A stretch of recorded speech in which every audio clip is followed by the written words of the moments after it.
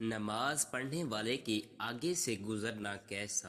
حضور اکرم صلی اللہ علیہ وسلم کا فرمان مبارک ضرور سنو۔ بسم اللہ الرحمن الرحیم۔ السلام علیکم ورحمۃ اللہ وبرکاتہ۔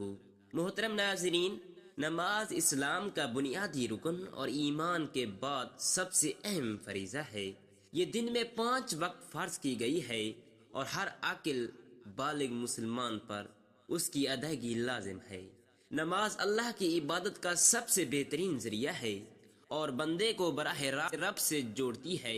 نماز کے ذریعے دل کو سکون اور روح کو طہارت حاصل ہوتی ہے اور یہ برائیوں اور فحشی سے روکتی ہے۔ قرآن مجید میں ارشاد ہے، بے شک نماز بے حیائی اور برے کاموں سے روکتی ہے۔ نبی کریم صلی اللہ علیہ وسلم نے نماز کو دین کا ستون قرار دیا اور فرمایا، قیامت کے دن سب سے پہلا سوال نماز کے بارے میں ہوگا۔ اگر وہ درست ہوئی تو باقی اعمال بھی درست ہوں گے، اور اگر نماز خراب ہوئی تو باقی اعمال بھی خراب ہوں گے۔ نماز کے لیے چند بنیادی شرائط ہیں، جیسے طہارت حاصل کرنا، پاک جگہ پر نماز ادا کرنا، قبلہ رخ ہونا، وقت کا داخل ہونا اور نیت کرنا۔ اگر ان شرائط کو پورا نہ کیا جائے تو نماز درست نہیں ہوتی۔ نماز میں قیام، رکوع، سجود اور قعدہ شامل ہے، اور ان تمام ارکان کو مکمل خشوع و خضوع کے ساتھ ادا کرنا ضروری ہے۔ نماز کی مختلف اقسام ہیں، جن میں فرض، واجب، سنت اور نفل شامل ہیں۔ فرض نماز دن میں 5 مرتبہ ادا کی جاتی ہیں اور اس کا چھوڑنا سخت گناہ ہے۔ نبی اکرم صلی اللہ علیہ وسلم نے فرمایا، ہمارے اور کافروں کے درمیان فرق کرنے والی چیز نماز ہے، جس نے اسے ترک کیا اس نے کفر کیا۔ جو شخص بلا عذر نماز چھوڑ دیتا ہے وہ اللہ کی رحمت سے دور ہو جاتا ہے اور اس کے لیے سخت عذاب کی وعید ہے۔ قرآن مجید میں فرمایا گیا، نماز صرف ایک عبادت ہی نہیں بلکہ بندے اور اللہ کے درمیان ایک مضبوط تعلق کا ذریعہ ہے۔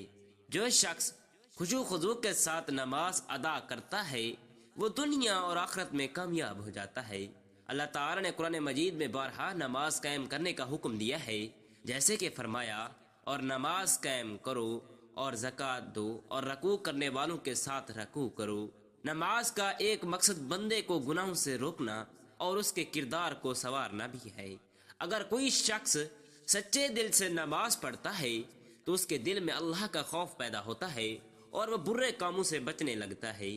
یہی وجہ ہے کہ نبی کریم صلی اللہ علیہ وسلم نے فرمایا، جو شخص نماز کی حفاظت کرے گا وہ قیامت کے دن نور، دلیل اور نجات پانے کا ذریعہ ہوگی، اور جو اسے چھوڑے گا اس کے لیے نہ کوئی روشنی ہوگی، نہ کوئی حجت اور نہ ہی کوئی نجات۔ نماز میں ایک خاص برکت یہ بھی ہے کہ یہ بندے کی مشکلات اور پریشانیوں کا حل ہے۔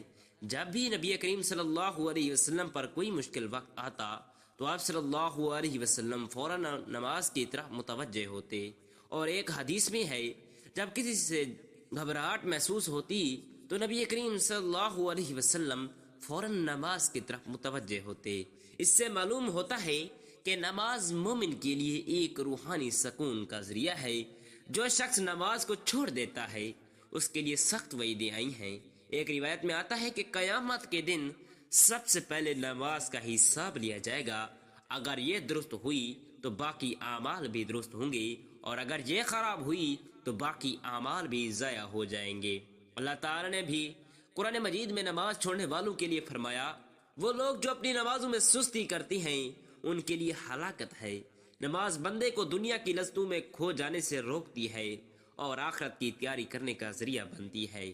جو شخص دن میں 5 مرتبہ نماز اللہ کے حضور جھک کر پڑھتا ہے اس کے دل میں اللہ کی محبت اور بندگی کی کیفیت پیدا ہوتی ہے جو اسے دنیاوی فتنوں سے محفوظ رکھتی ہے۔ اس لیے ہر مسلمان کو چاہیے کہ وہ نماز کی پابندی کرے اور اس کی حفاظت کرے تاکہ دنیا اور آخرت میں کامیاب ہو سکے۔ نماز کی فضیلت اور اس کے اثرات انسان کی زندگی پر بہت گہرے ہیں۔ یہ نہ صرف ایک عبادت بلکہ مکمل طرز زندگی ہے جو بندے کو ہر لمحہ اللہ کی یاد میں رکھتی ہے۔ نماز کا سب سے بڑا فائدہ یہ ہے کہ انسان کو اللہ کے قریب کر دیتی ہے اور اس کے دل میں تقوی، پرہیزگاری پیدا کرتی ہے۔ جب بندہ دن میں 5 مرتبہ اللہ کے حضور جھکتا ہے تو اس کے دل سے دنیا کی محبت کم ہو جاتی ہے اور وہ آخرت کی فکر میں لگ جاتا ہے۔ نبی کریم صلی اللہ علیہ وسلم نے نماز کو روحانی صفائی کا ذریعہ قرار دیا اور فرمایا، تم کیا سمجھتے ہو کہ اگر کسی کے دروازے پر ایک نہر ہو اور وہ اس میں روزانہ 5 بار غسل کرے تو کیا اس کے جسم پر کوئی میل باقی رہے گا؟ صحابہ کرام نے عرض کیا، یا رسول اللہ صلی اللہ علیہ وسلم، نہیں۔ تو آپ نے فرمایا، یہی حال 5 وقت کی نمازوں کا ہے، اللہ ان کے ذریعے گناہوں کو مٹا دیتا ہے۔ اس حدیث سے معلوم ہوتا ہے کہ نماز صرف ایک عبادت نہیں بلکہ معلوم ہوتا ہے کہ نماز صرف گناہوں کا کفارہ بھی ہے۔ نماز قیامت کے دن نجات کا ذریعہ ہوگی۔ جو شخص دنیا میں نماز کی پابندی کرتا ہے اس کے لیے قبر میں روشنی ہوگی اور میدان حشر میں اس کا حساب آسان ہوگا۔ نبی اکرم صلی اللہ علیہ وسلم نے فرمایا، نماز قیامت کے دن مومنوں کے لیے نور ہوگی۔ اس کے برعکس جو لوگ نماز چھوڑ دیتے ہیں ان کے لیے سخت عذاب کی وعید ہے۔ قرآن میں فرمایا گیا، پھر ان کے بعد وہ لوگ آئے جنہوں نے نماز کو ضائع کر دیا اور اپنی خواہشات کے پیچھے لگ گئے تو وہ عنقریب گمراہی میں جا پڑیں گے۔ نماز بندے کی زندگی میں برکت کا ذریعہ ہے۔ جو شخص نماز کی پابندی کرتا ہے اللہ اس کی رزق میں کشادگی فرماتا ہے، اس کے گناہوں میں آسانی پیدا کرتا ہے اور اس کے دل کو سکون عطا کرتا ہے۔ حدیث پاک میں آتا ہے کہ نبی کریم صلی اللہ علیہ وسلم نے فرمایا، جو شخص نماز کو اپنا معمول بنا لے اللہ اس کے رزق میں برکت ڈال دیتا ہے، اس کی پریشانیاں دور کر دیتا ہے اور اس کے دل کو مطمئن کر دیتا ہے۔ نماز جنت میں داخلے کا ذریعہ بھی ہے۔ ایک صحابی نے نبی کریم صلی اللہ علیہ وسلم سے سوال کیا کہ اگر میں 5 وقت کی نماز پڑھوں، زکوٰۃ دوں، رمضان کے روزے رکھوں اور حرام سے بچوں تو کیا میں جنت میں داخل ہو جاؤں گا؟ تو نبی کریم صلی اللہ علیہ وسلم نے فرمایا، ہاں۔ اس کے برعکس نماز چھوڑنا جہنم میں لے جانے والا عمل ہے۔ حدیث پاک میں آتا ہے کہ قیامت کے دن جہنمیوں سے پوچھا جائے گا، تمہیں جہنم میں کس چیز نے ڈالا؟ وہ کہیں گے، ہم نماز پڑھنے والوں میں سے نہ تھے۔ لہٰذا ہر مسلمان کو چاہیے کہ وہ نماز کی پابندی کرے، اسے پورے خشوع و خضوع کے ساتھ ادا کرے اور دوسروں کو بھی اس کی دعوت دے تاکہ دنیا اور آخرت کی کامیابی حاصل ہو سکے۔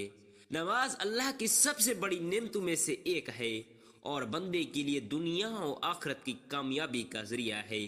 جو شخص نماز کی صحیح طریقے سے ادا کرتا ہے اس کی زندگی میں سکون، برکت اور کامیابی آتی ہے، اور جو اسے چھوڑ دیتا ہے وہ روحانی، جسمانی اور آخرت کی تباہی کی طرف بڑھ جاتا ہے۔